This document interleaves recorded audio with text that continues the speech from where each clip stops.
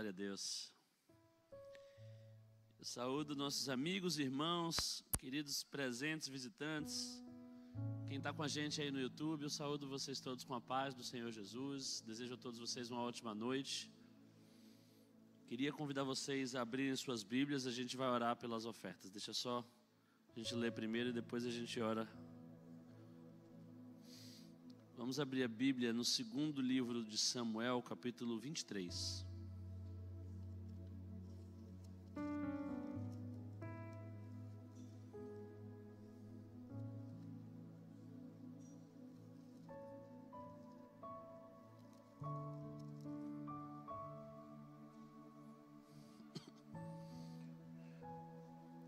Impressionante as coisas, né? O pastor Diogo chegou. Primeiro, fazer uma reclamação aqui, aproveitar o púlpito.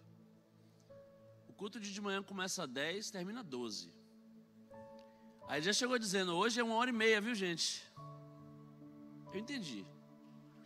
Ele ainda criou essa ideia de que eu demoro aqui, pelo amor de Deus. Ele criou uma ideia tão estabelecida que você vê que todo mundo sentou, ninguém nem pediu. Ele não louvou para você sentar. Ih, senta que lá vem a história. Eu entendi. Não vou pedir para ninguém levantar, vou aceitar a minha condição. Enfim, tem que mostrar que é diferente, né? Então, queria deixar esse comentário aqui registrado. A gente vai orar pelas ofertas, todo mundo sentado, para todo mundo ficar claro aqui que eu percebi o recado. 1 Samuel 23, apenas o versículo 1, que diz assim: são estas as últimas palavras de Davi. Palavra de Davi, filho de Jessé. Palavra do homem. Aliás, eu vou ler pela versão que está aí disposta diante de todos vocês, para a gente ficar na mesma página. Estas são as últimas palavras de Davi. Declarações de Davi, filho de Jessé. Declarações do homem que foi exaltado pelo Altíssimo, do ungido pelo Deus de Jacó, do amado cantor de Israel. Em algumas versões, do suave em salmos de Israel. Vamos fechar os olhos e orar ao Senhor. Pai, nós te agradecemos pela maneira carinhosa como o Senhor tem nos conduzido, pela maneira paciente como o Senhor tem nos ensinado, pela maneira generosa como o Senhor tem nos abastecido. Nós te louvamos, Senhor, porque trazemos às tuas mãos um pouco do que das tuas mãos recebemos. Nós te louvamos, Senhor, pelos dízimos, pelas ofertas. Nós te louvamos, Senhor, pelos alimentos trazidos. Senhor, isso testemunha da tua bondade para conosco. Isso diz que o Senhor tem nos sustentado. Isso diz que o Senhor tem nos dado um espírito voluntário. Nós te louvamos pela tua palavra, Senhor, porque se nos ajuntamos para a tua palavra, se nós hoje nos organizamos aqui para falar sobre o Senhor, isso certamente não veio de nós, isso é dom de Deus. Foi o Senhor que nos moveu a buscar bom conteúdo, bom entretenimento, bom suporte para a nossa existência. Se estamos aqui reunidos em torno da tua palavra, Senhor, é porque o Senhor é bom ao ponto de nos ensinar de que forma devemos caminhar. Nós te louvamos por isso e te pedimos, Senhor, estrutura a nossa semana em torno de Ti. Senhor, que a Tua graça siga sobre nós e nos inunde ao ponto de transbordarmos de Ti. É a oração que te fazemos em nome de Jesus. Amém.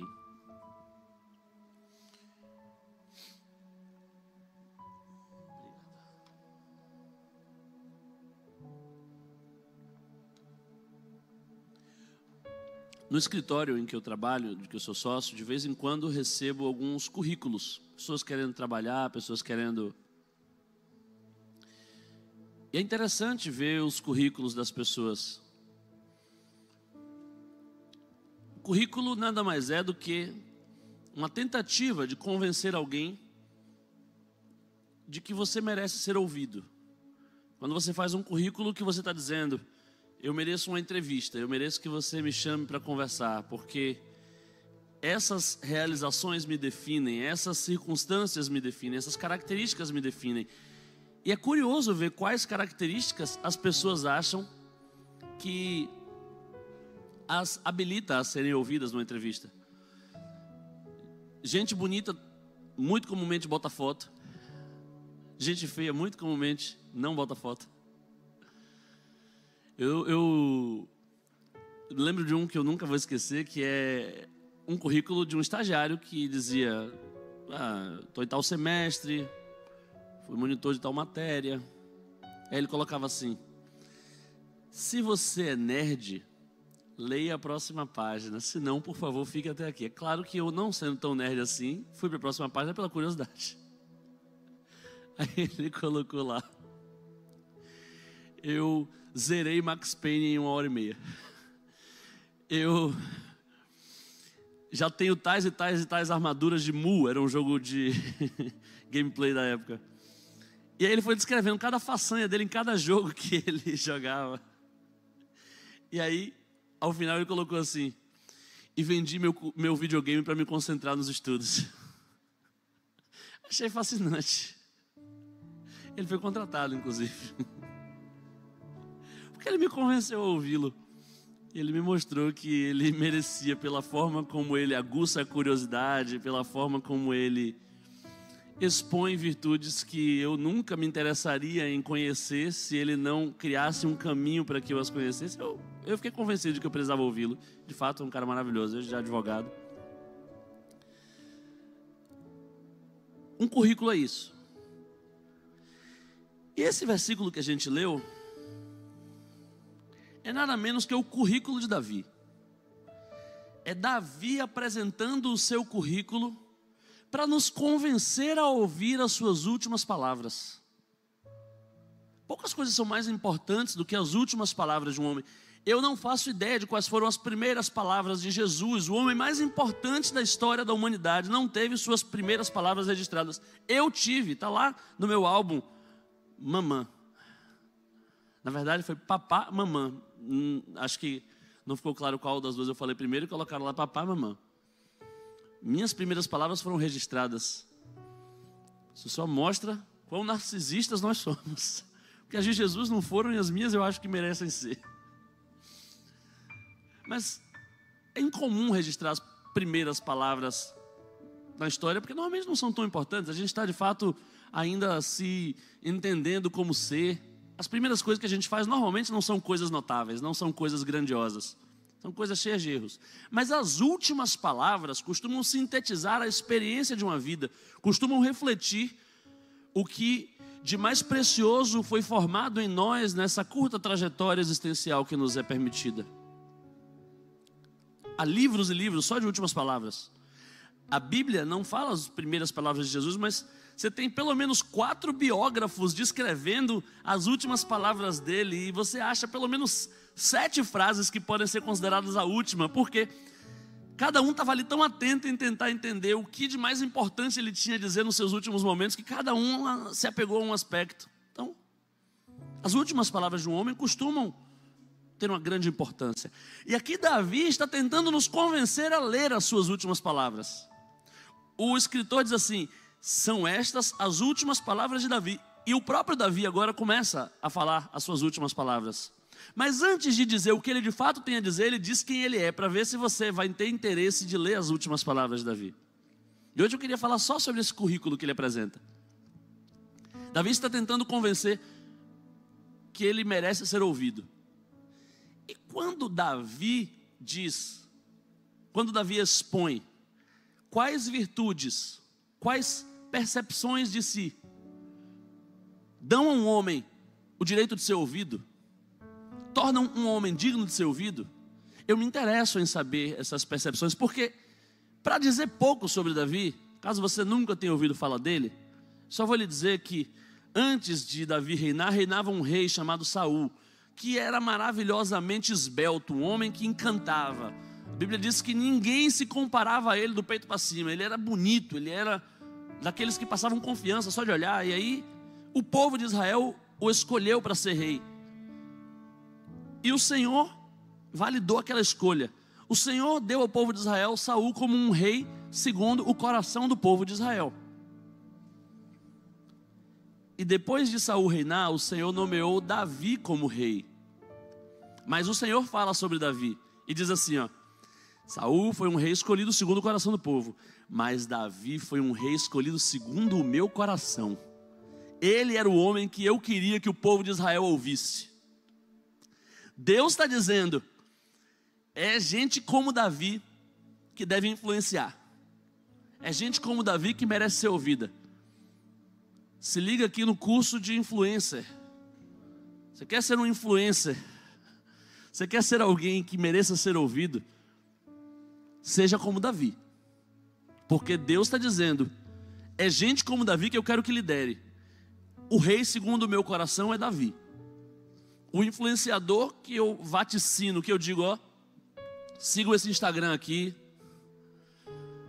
Pode ficar aí como favorito nas postagens, porque o que esse homem diz tem respaldo, tem fundamento, vale a pena parar para dar atenção. Então, ouçam o que Davi tem a dizer. E aí Davi está explicando por que ele merece ser ouvido. Davi está dizendo quais são as características que o tornam alguém digno de ser ouvido. Isso é muito interessante. Então eu queria, com vocês, analisar essas características, porque elas são muito simples. Elas não parecem ser nada muito distante. Dá para falar muita coisa sobre Davi. Se você perguntar a alguém que já fez aí o principiantes da fé cristã, se você perguntar a alguém que já deu seus primeiros passos sobre Davi, pelo menos vai lhe dizer, Davi matou um gigante, Golias, com a fé que o fez arremessar uma pedra e depois ir lá e tomar a espada do gigante. Davi venceu guerras que ninguém mais vencia. Davi era um bravo soldado. Davi era um homem a quem Deus usava. Davi era um homem que ouvia a voz do Senhor. Davi era um... Talvez nós, escrevendo o currículo de Davi, talvez nós querendo dizer por que Davi mereça ser ouvido, tenhamos a nossa atenção voltada para vários fatos importantes da vida dele. Fatos que, aliás, nenhum de nós provavelmente seria capaz de realizar. Eu aqui não vejo ninguém, exceto nosso pastor. Vocês sabiam que o pastor Diogo, ele já deu curso para os amigos de como enfrentar um urso? Eu não faço ideia de porquê. Mas é engraçado, né? Porque tem gente que fala mal de coach, mas sabe como enfrentar um urso. Quem pegou a chave aí, pegou. Eu não sei porquê, mas ele sabe como enfrentar um urso. Já me ensinou. Fora ele, eu duvido que alguém aqui fosse capaz de enfrentar um urso. Nem eu que aprendi, não sou capaz de enfrentar um urso. Davi era. Aí a gente fica pensando, talvez essas características que Davi tinha, que eu não tenho e nem teria, o tornavam um rei segundo o coração de Deus, mas é o próprio Davi que está escrevendo aqui. É o próprio Davi que está dando o currículo dele, as características que ele atribui a si. E características que, segundo ele, o tornam alguém que mereça ser ouvido. Características que ele usa para te convencer a querer ouvir as últimas palavras que ele tem a dizer. Essas características são muito simples. E a gente leu aqui. Ele dá 4 características e eu vou falar sobre elas. E é basicamente essa a mensagem de hoje. Você quer ser digno de ser ouvido? Você quer que as suas últimas palavras façam sentido para quem as ouvir? Você quer que a mensagem que você carrega mereça os ouvidos de quem te cerca? Você quer ter uma vida relevante ao ponto de merecer ser seguida? Uma vida que seja digna de referenciar outras vidas? Então aqui, 4 características de um homem que é assim. Davi disse, as minhas palavras são as palavras do filho de Jessé. As palavras de um homem que foi exaltado por Deus. As palavras de um homem que foi ungido por Deus. As palavras de um suave salmista de Israel. 4 características. Primeira coisa que Davi faz questão de dizer que ele é: eu sou filho de Jessé. Eu sou filho de Jessé. Davi se posiciona como filho de Jessé. E eu vou partir da premissa de que você talvez não conheça tanto da história dele. Eu vou falar algumas coisas sobre a história dele para que faça sentido o que ele está dizendo aqui. A primeira coisa que Davi está dizendo é: eu não nego, não escondo, não abro mão de reconhecer as circunstâncias que eu não pude escolher, mas que de algum modo definiram os meus pontos de partida. Eu sei claramente de onde eu vim. Eu sei claramente como eu comecei. eu sei claramente que eu não cheguei do nada, que eu não inventei a roda. Nada do que eu apresento é algo que tenha começado em mim. Eu sou a sequência de uma história que antes de eu chegar nesse mundo já havia começado. E depois que eu sair desse mundo, continuará. Eu sou filho de alguém. Eu tenho plena convicção de que eu não sou ninguém relevante sozinho. Eu sou filho de alguém. É interessante ele dizer com essa convicção, e como a primeira coisa a dizer sobre si: eu sou filho de Jessé. É claro, se a gente está ouvindo isso, talvez a primeira impressão seja de que ser filho de Jessé seja lá grande coisa. Eu vou lhe falar. Na história desse homem, ser filho de Jessé era um pepino. Era um problema. Eu, se fosse ele, talvez tivesse raiva de dizer isso. Eu conheço muita gente que evitaria falar o nome desse tal Jessé. A gente não sabe tantas coisas sobre Jessé, mas algumas coisas a gente sabe. E essas coisas nos permitem dizer algumas certezas e outras inferências, outras especulações. Eu vou começar pelas especulações, que especulação é sempre mais legal do que certeza, né? Eu tenho uma especulação aqui que eu abraço em relação a Davi. Para mim, Davi era filho adulterino. Virou o programa de Márcia Goldsmith agora. Virou o programa de fofoca. Para mim, Davi era filho de uma mulher que não era a mulher de Jessé. Isso não é uma certeza, não dá para afirmar isso categoricamente, mas tem algumas pistas. Eu vou dar algumas pistas aqui, ó. A Bíblia destaca que Davi era ruivo, como se isso fosse algo diferente, como se isso o fizesse alguém diferente.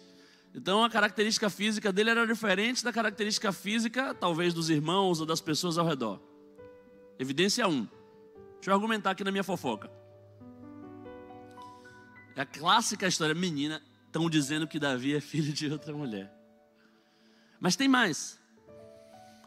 Tem um momento em que vem o profeta ungir o rei de Israel, e esse rei que seria ungido, Deus queria que fosse Davi. Deus colocou no coração do profeta ir à casa de Jessé para ungir dentre os filhos de Jessé um rei.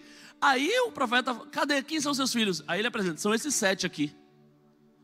Davi não estava entre os 7.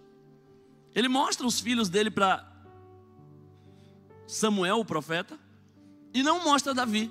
O que me faz crer que talvez Davi não fosse alguém considerado filho assim, sabe? Não era um filho legítimo, talvez fosse um filho bastardo. Talvez não estivesse entre aqueles que Jessé apresentava publicamente como filhos. Talvez Davi não fosse filho da federal. Então talvez Jessé tivesse aprontado. E essa condição de não ser contado entre os filhos num momento tão importante certamente magoaria qualquer um de nós. Se tivesse uma visita ilustre na minha casa e perguntasse ao meu pai quais são seus filhos, ele dissesse: são Saulo e Sara, eu ia ficar muito triste de não ser contado entre os filhos. Aí minha especulação vai além, e aí eu vou para a última evidência. Tem até outras, mas eu vou ficar nessas 3. Davi era com certeza muito mais novo do que os seus irmãos. Considerando a perspectiva da idade reprodutiva da mulher, no mínimo eu acho que dá para crer que Davi era filho de um segundo casamento de Jessé, talvez. Então ou ele era filho, na minha opinião, de uma pessoa que não era esposa de Jessé, ou era da segunda esposa. Certo que não me parece fazer sentido Davi ser filho da mesma mãe dos outros irmãos, porque Davi tinha sobrinhos da mesma idade que ele. Então os irmãos de Davi eram muito mais velhos que ele. Ele seja filho adulterino ou não, o fato é que o pai dele não contava ele entre os filhos. A relação dele com os irmãos era difícil. Os irmãos o desprezavam.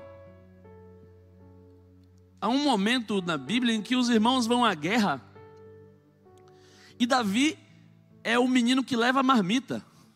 Imagina, os irmãos guerreiros, todo mundo soldado, ele levava marmita. E quando ele leva a marmita, ele pergunta: e aí, como estão as coisas? O irmão dá uma apagação nele e diz: rapaz, você não presta, você é insuportável, ninguém aguenta você não, lá vem você criar com fogo. Não é na sua conta o que está acontecendo aqui. Pô, o cara vai levar a marmita no meio da batalha e não pode nem saber o que está rolando na batalha. A parte boa de levar uma marmita no meio da batalha é pelo menos receber as informações em primeira mão.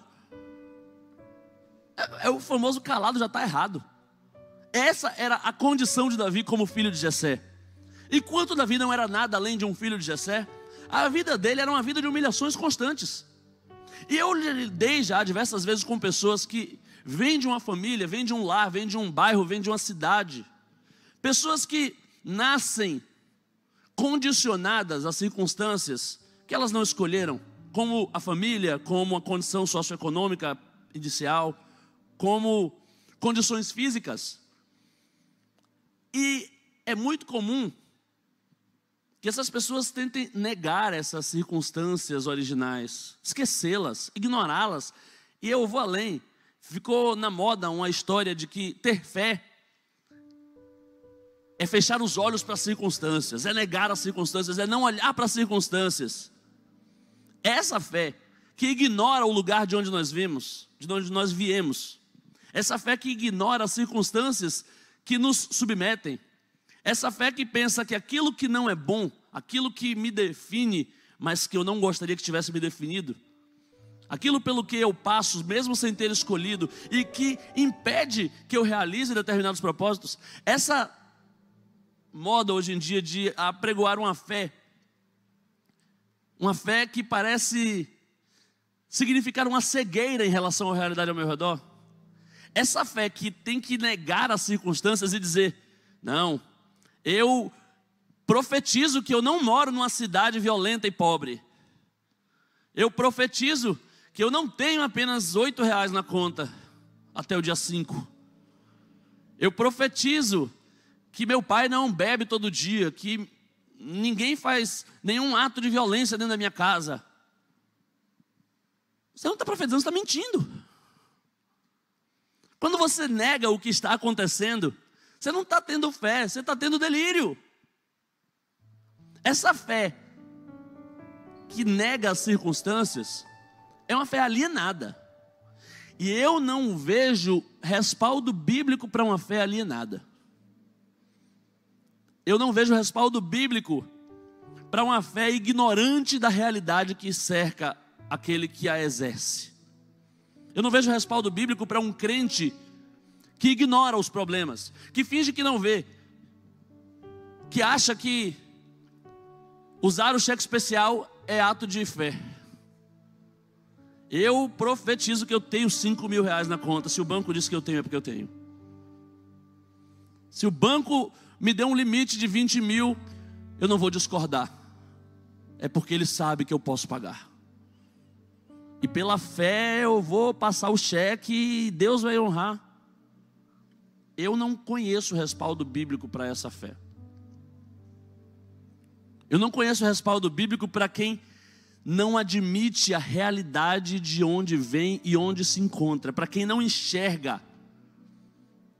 A minha leitura da Escritura me mostra exatamente o contrário.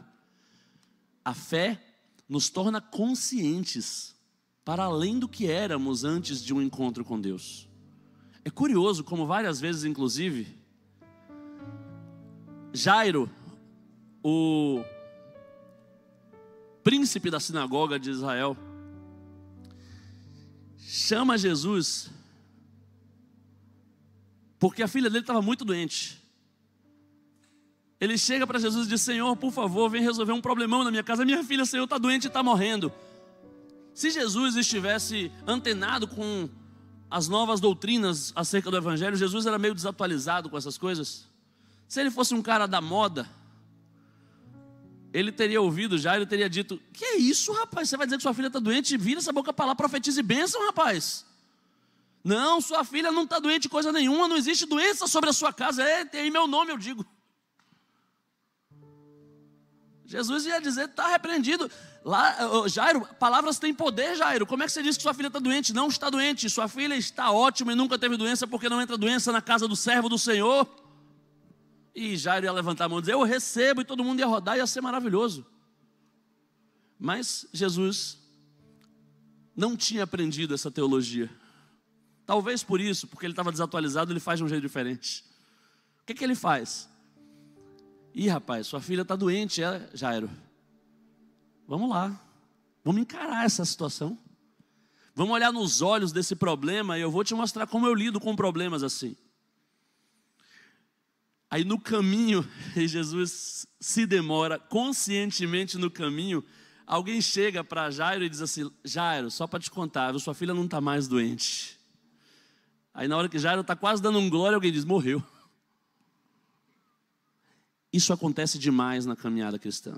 E tem muita gente que chega aqui despreparada. Você chega aqui dizendo: ah, Senhor, eu estou com um problema porque eu sou uma pessoa tão boa e ninguém gosta de mim. Aí o Senhor chega na sua vida. E a primeira coisa que Ele vai te dizer é o seguinte: não, você nem uma pessoa boa é. Seu problema é ainda pior do que você achava. Você realmente não presta e não merece que ninguém goste de você. A primeira coisa que o Senhor nos mostra é a nossa condição de pecadores. A fé que eu creio que está respaldada na Bíblia, mais do que nos alienar de uma realidade ruim, ela nos conscientiza do quão ruim a nossa realidade é. A primeira coisa que a fé faz em nós é abrir os nossos olhos para que percebamos às vezes que o nosso problema é ainda pior do que a gente imaginava. Às vezes a gente chega aqui dizendo: ah, Senhor, eu estou lutando tanto, eu quase consigo, mas tem gente me sabotando. E o Senhor diz: não, não, não. Mesmo que ninguém lhe sabote, vai dar errado, porque você não tem força suficiente para realizar. A primeira coisa que a fé faz é revelar que o seu problema é maior do que você imaginava. Então eu não creio nessa fé que aliena. Nessa fé pela qual talvez Davi devesse dizer: pela fé eu sou filho de Deus e não de Jessé. Não. Era a circunstância a que ele estava submetido. Era dali que Deus faria. E deixa eu te dizer alguma coisa sobre Deus. Eu adoro repetir essa frase, ela faz muito sentido para mim. Deus não é perfeccionista. Deus não vai esperar que as coisas fiquem bem na sua vida para entrar. Deus não precisa que você finja que está tudo bem para começar a agir. Deus não precisa que você minta dizendo que não é o pecador que você de fato é. Que você negue achando que suas palavras farão com que exista uma realidade paralela que se sobreponha àquela que a gente está vendo. Não precisa você chegar aqui e dizer: não, pela fé eu digo que eu sou rico. Não, se está quebrado, diga: Senhor, eu sou pobre e necessitado. Pode falar a verdade, não tem problema, porque Deus não é perfeccionista. Deus não é, sabe aquele técnico que ganha tudo, Guardiola. Guardiola ganha tudo, chama para vir para Vitória. Você vai ver a lista de contratações que ele vai fazer e vai dizer: se vocês trouxerem De Bruyne, se vocês trouxerem Neymar, se vocês trouxerem Messi, tal, aí eu venho. Enquanto eu responderia: pô, se eu trouxer todo mundo aí, eu não preciso que você venha, parceiro. Deus não é assim. Deus não exige que você arrume sua casa para Ele entrar, não. Jesus não é perfeccionista. Ele vai entrar na sua vida, seja qual for a condição em que você esteja. Ele vai começar a trabalhar na sua vida, independentemente do quão errado você tenha andado, de quão difíceis têm sido as coisas. Não espera melhorar para chamar Ele para entrar. Chama Ele para entrar agora, porque Ele vai entrar na sua vida onde quer que a sua vida esteja. E você vai conhecer a profundidade do amor de Deus, que vai até o esgoto buscar aquele a quem Ele ama. O salmista diz: se eu for até o inferno, ainda ali a tua mão me susterá. E se eu subir até o céu, mesmo ali tu estás. Para onde fugirei do teu Espírito? Não há lugar onde o Espírito Santo não acesse. Se alguém te disse: seu problema é porque você entrou em lugares onde Deus não vai, por isso sua vida estragou, esqueça, não há lugares onde Deus não vai. Você quer receber Deus agora? Eu não sei em que situação você está, em que condição de pecado, em que condição de luta, pois o Senhor está às portas, Ele quer entrar na sua vida hoje. Ele não é perfeccionista, Ele começa a trabalhar em qualquer cenário. Mas deixa eu te falar, Ele também não é medíocre. Ele não faz nada meia boca. Então Ele vai começar a trabalhar, esteja a sua vida como estiver. Mas Ele não vai parar de trabalhar até que a sua vida esteja do jeito que Ele quer. Aquele que começou a boa obra, a completará. Quando o Senhor entra, quando Ele chega, quando Ele vem, esqueça as circunstâncias que você achava que condicionavam o seu destino. Se o Senhor chegou, senta e assiste o que Ele vai fazer na sua vida. Para prestar atenção. Quando o Senhor chegou na casa de Jairo, estava todo mundo dizendo: Jairo, você não entendeu o tamanho das circunstâncias. Sai dessa alienação, Jairo. Sai dessa ideia de que Ah, você está assim, você está bem, vai ficar tudo certo. Não, Jairo, a menina morreu. E Jairo disse, eu sei a realidade, agora mais do que nunca. Mas agora mais do que da realidade, eu sei que Cristo está na minha vida. E quando Cristo está na vida, a realidade é só mais uma matéria-prima para que Ele faça tudo o que Ele vai fazer. A realidade só é um obstáculo. As circunstâncias só são determinantes antes de Cristo chegar. Quando o Senhor chega, a filha de Jairo ressuscitou, é claro. Jesus levantou a menina numa conversa só. As circunstâncias foram transtornadas. Davi era filho de Jessé, sim, mas na hora que o Espírito chegou sobre ele, Jessé fez questão de mostrar os 7 filhos, e eram 7 filhos bonitos. O profeta caiu na conversa de Jessé. Até o profeta se deixou enganar. Até o profeta olhou para os filhos de Jessé, os legítimos, os bonitões, e disse, está na cara que eu achei o rei. Está escrito, o profeta Samuel disse, pois Deus deu uma bronca do profeta para poder fazer Davi chegar de onde ele estava, para se juntar aos demais. O profeta disse, Senhor, achei um rei entre os filhos que Jessé me apresentou. E o Senhor disse para Samuel, você achou, mas eu ainda não, porque eu não vejo como você vê. Então manda chamar um outro, porque não é nenhum desses aí. O que eu quero é aquele que ninguém está contando. Davi é chamado. E quando Davi chega diante do profeta, pouco importa que a condição dele de filho de Jessé é bastardo ou não, seja minha fofoca real ou não, só no céu a gente vai descobrir de fato. E eu não sei como é que vai ser essa conversa, porque imagina, Davi vem cá. E ele todo na expectativa, né? Vai me perguntar como foi matar Golias. Vai me perguntar se Batseba era essas Coca-Cola toda mesmo. Vai me perguntar, não, vem cá. Tua mãe era quem? Imagina a raiva de Davi no céu, se é que é possível ter raiva no céu. Mas eu sou curioso. Então, cremos na transformação gloriosa. O corpo glorioso de Davi não ficará com raiva de mim, porque se ficar, normalmente o destino de quem Davi tinha raiva não era um destino muito bom. Que o Senhor me guarde na eternidade. Mas eu tenho essa dúvida. E Davi não teve problema nenhum com minhas dúvidas. Ele não quis esconder essa condição. Filho de Jessé, eu sei quem eu sou, eu sei onde eu moro, eu sei de onde eu vim, eu sei as minhas condições, eu sei em que pele eu encarnei, eu sei qual é a ancestralidade que corre no meu sangue. Não nego. Eu sei quem eu sou. É engraçado, essa moda de ancestralidade, eu falo essa moda porque eu vou fazer uma crítica. É uma onda, né? Ah, nossa ancestralidade foi explorada pelos portugueses. E não tem português na sua ancestralidade, não é? Dizem que mais de 90% dos brasileiros, até os que têm pele preta, tem sangue português.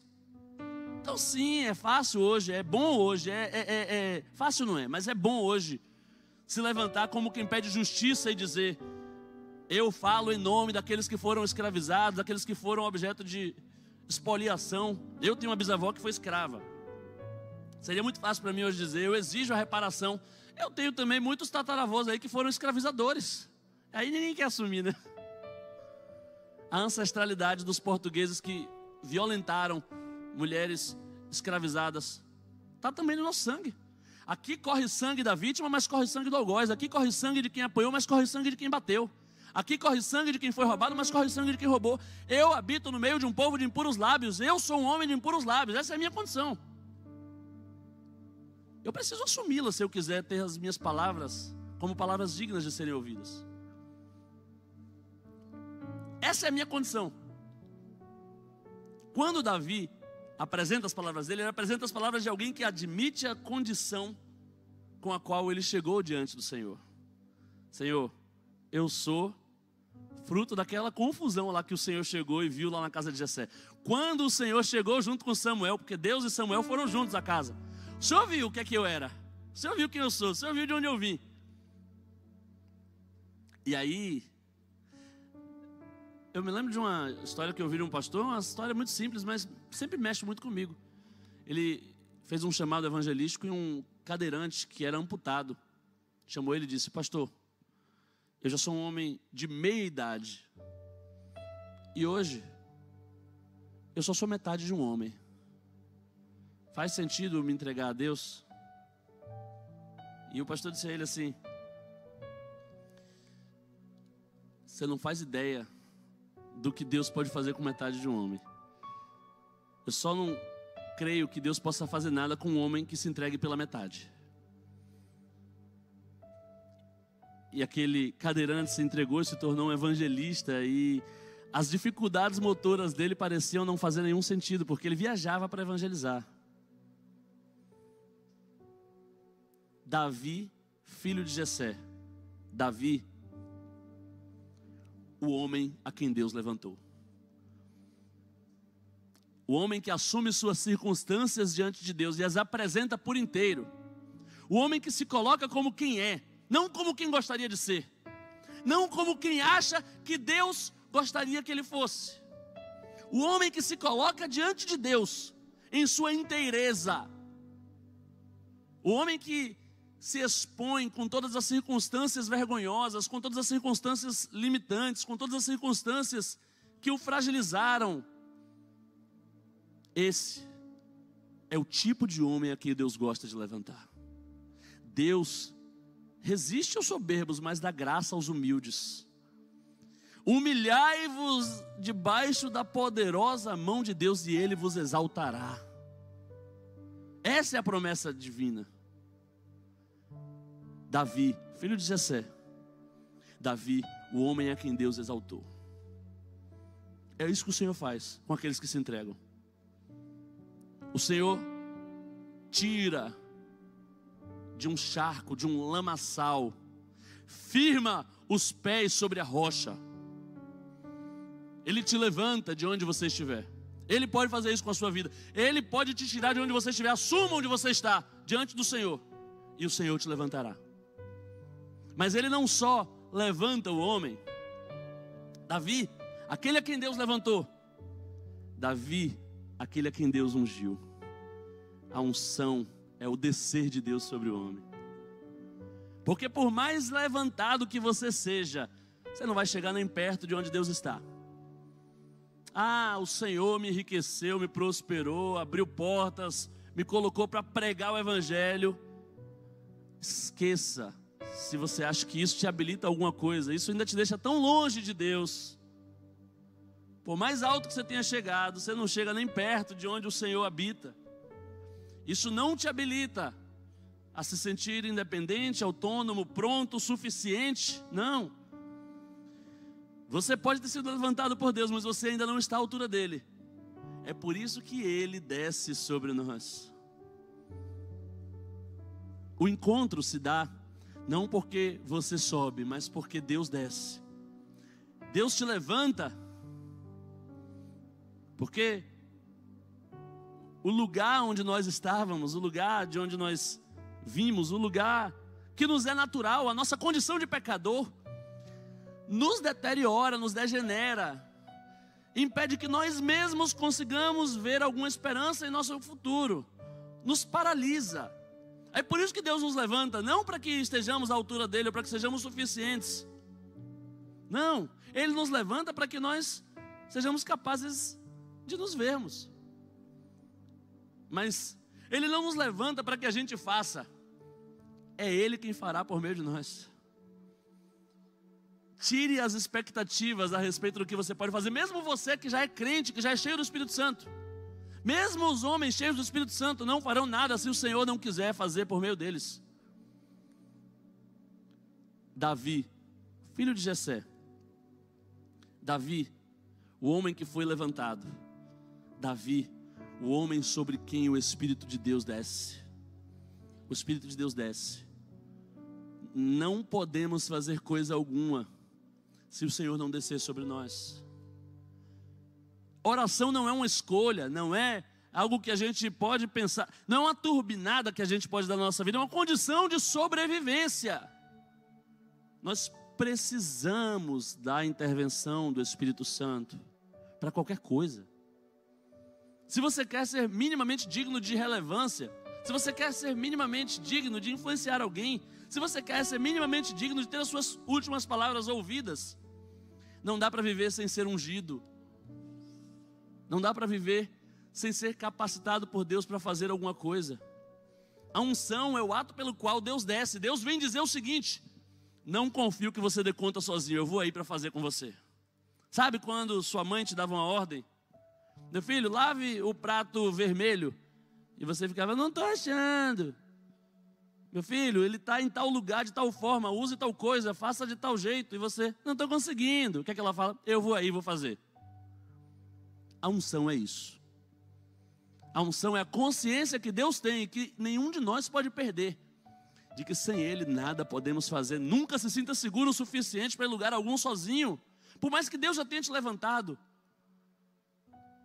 Ah, mas eu preciso de fato da unção para poder pregar o Evangelho. A primeira pessoa que a Bíblia diz que foi ungida, que foi cheia do Espírito Santo. Não sei se você sabe quem é, mas é um homem chamado Bezalel.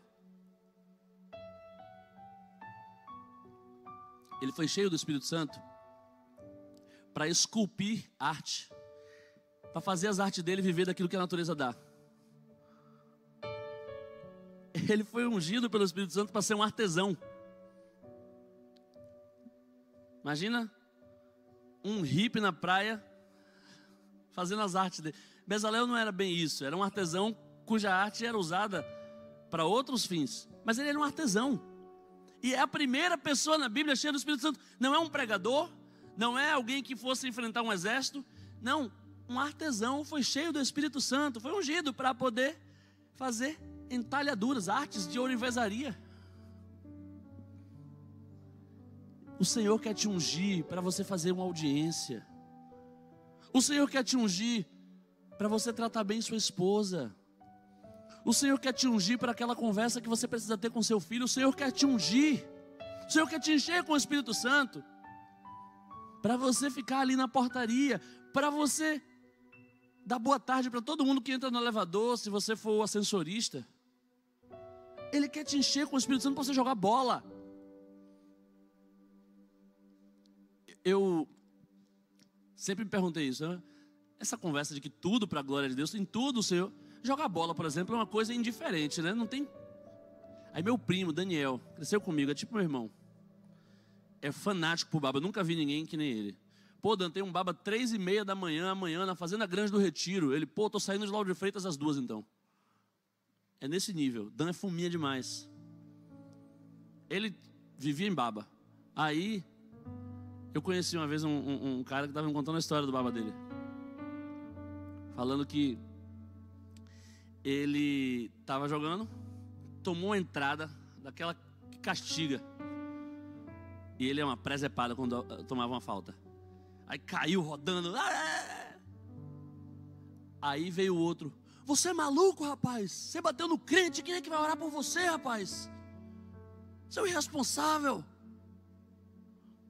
Aí ele deu risada e falou: gente, quem ele disse que eu sou crente? Não, eu já percebi aqui, do seu jeito tal, tem uma coisa em você, você é crente, eu já percebi isso. E aí o cara que fez a falta chegou para ele: pô, irmão, desculpa aí, velho, nem sabia que você era crente. Tô passando a barra retada em casa, velho. E aí Dan orou pelo cara. Acredito que a barra na casa dele teve outro destino. Ele estava cheio do Espírito Santo naquele baba. Não quer dizer que ele jogou bem, isso seria impossível. Eu conheço Daniel.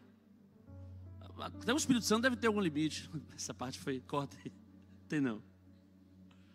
Não tem não, mas eu acho que o Espírito Santo ia gastar muito de si fazendo o Daniel jogar bem. Não é o caso. Mas é possível ser cheio do Espírito Santo para bater um baba. É possível e é necessário.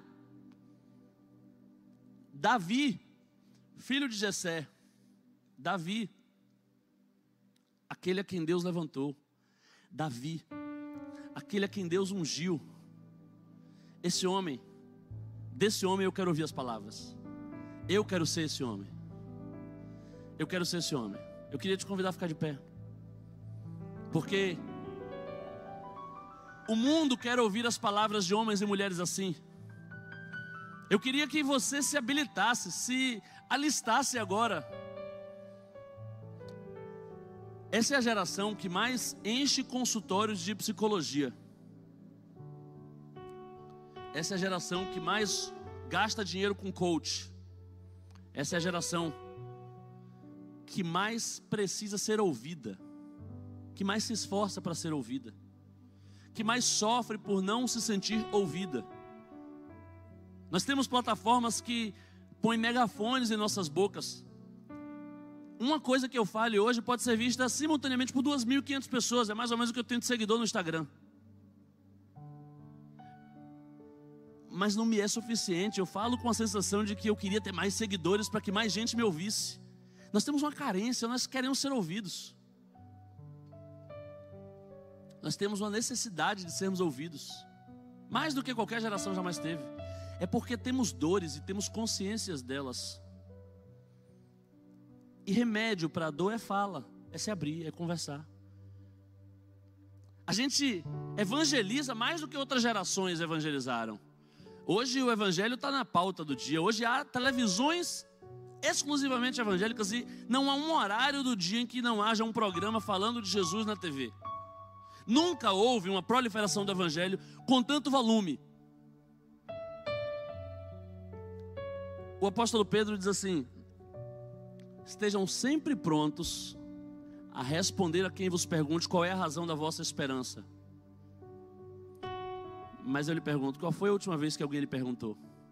Qual foi a última vez que alguém chegou e perguntou qual é a razão da sua esperança? Nós queremos muito falar, mas qual foi a última vez que alguém quis ouvir? Qual foi a última vez que alguém quis parar para te ouvir? Que alguém disse: eu preciso ouvir o que você tem a dizer, eu preciso ouvir um pouco da sua experiência. Esse é o nosso sonho, no fim das contas. Nós queremos ser ouvidos, nós queremos que as pessoas queiram nos ouvir.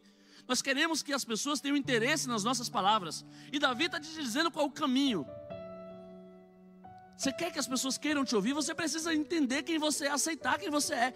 E você precisa entregar esse você, que você de fato é, para que o Senhor levante. Pare de tentar você mesmo se levantar, não vai dar certo. Mas Ele te levanta, Ele pode te levantar hoje. Ele pode te tirar desse lugar prostrado, desse lugar fracassado, desse lugar vitimizado. Ele te levanta. E Ele não vai deixar você sozinho tentando se manter em pé. Ele te levanta e Ele te unge. Mas se você realmente quer que as suas palavras sejam ouvidas, mereçam ser ouvidas, as suas palavras precisam ser ditas a Ele. Davi era assim, o filho de Jessé. Davi era assim, o homem a quem Deus levantou. Davi era assim, o ungido de Deus. Mas Davi era, eu diria mais do que tudo, o suave salmista de Israel. Da sua boca saía sempre um louvor. As suas palavras eram ditas antes de a qualquer pessoa, eram ditas a Deus. Entenda que o Senhor te levantou, o Senhor te ungiu para andar com você todos os dias. O que você diz primeiro para Ele.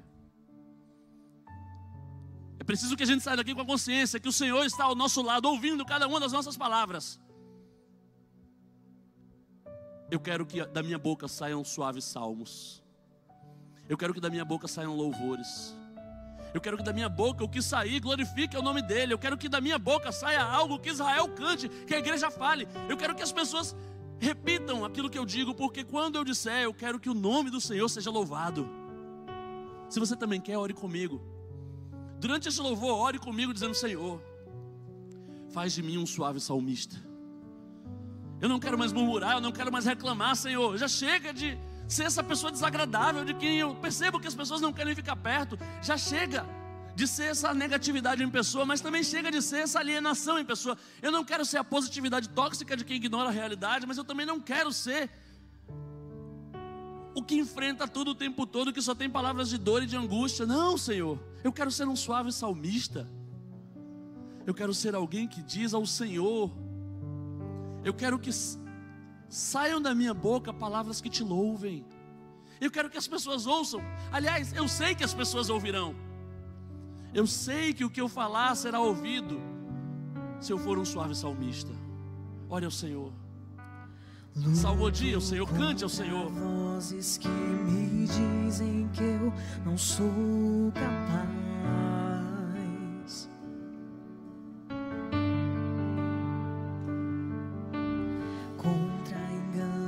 Que me dizem que eu não vou chegar lá.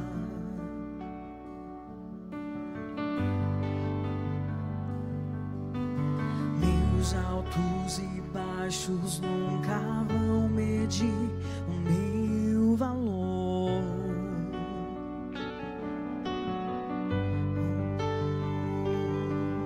A tua voz me lembra e me diz quem realmente sou.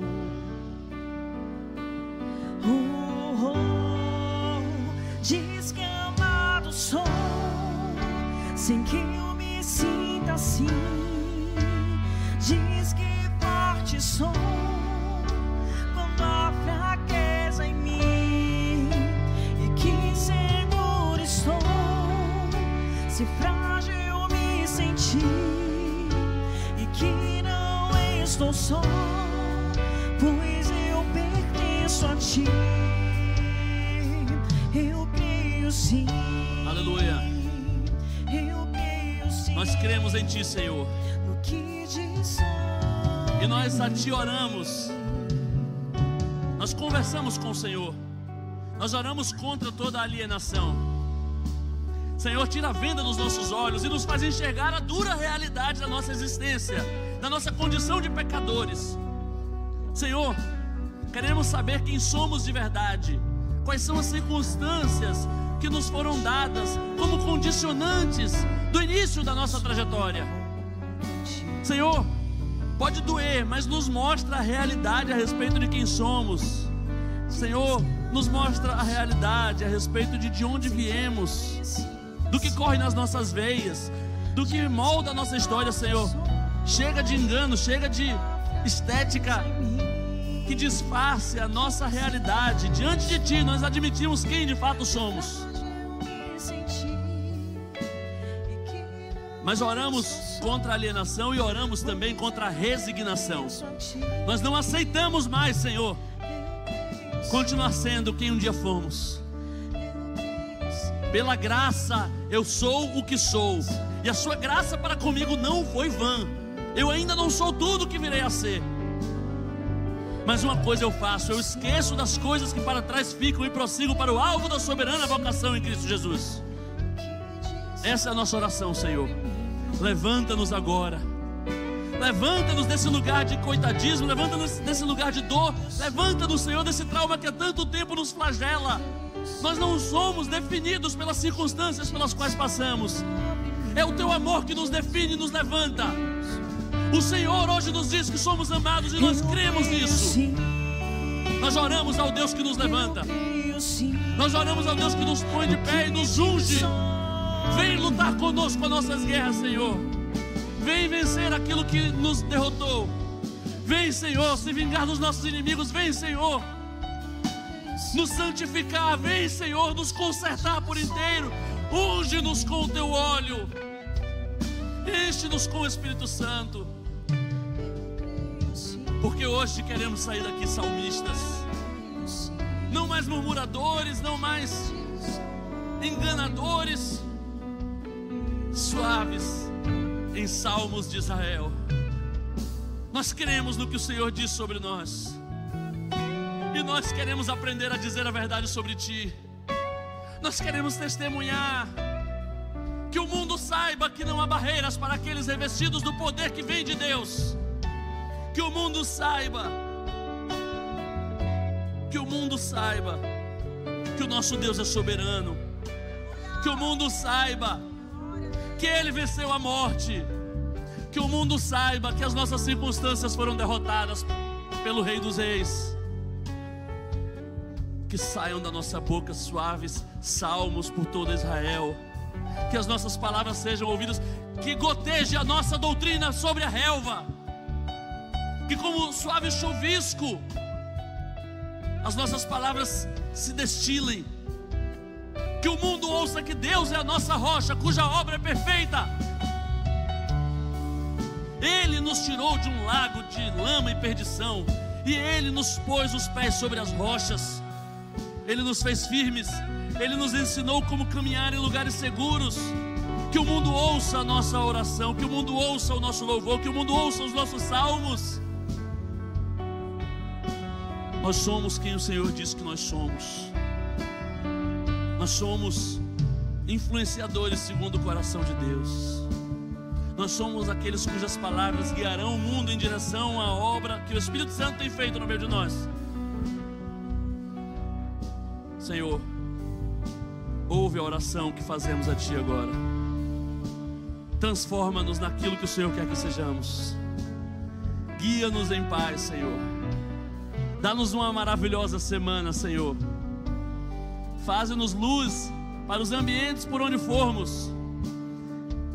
Senhor, a gente não vai pedir para ser ouvido. Pedirão para que falemos e nós diremos as Tuas palavras, Senhor. E saberemos que onde quer que estejamos, o que quer que falemos, antes de tudo falaremos contigo. Falaremos diante de Ti.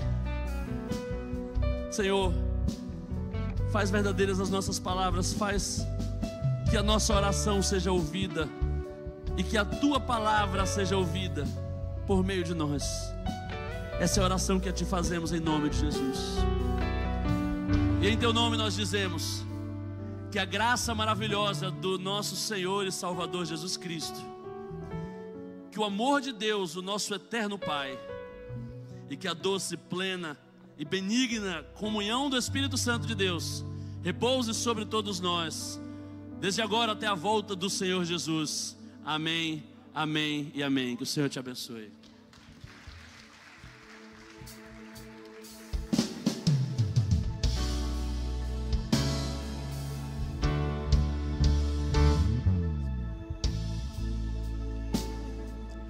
Outra vez diante de Ti abro meu coração.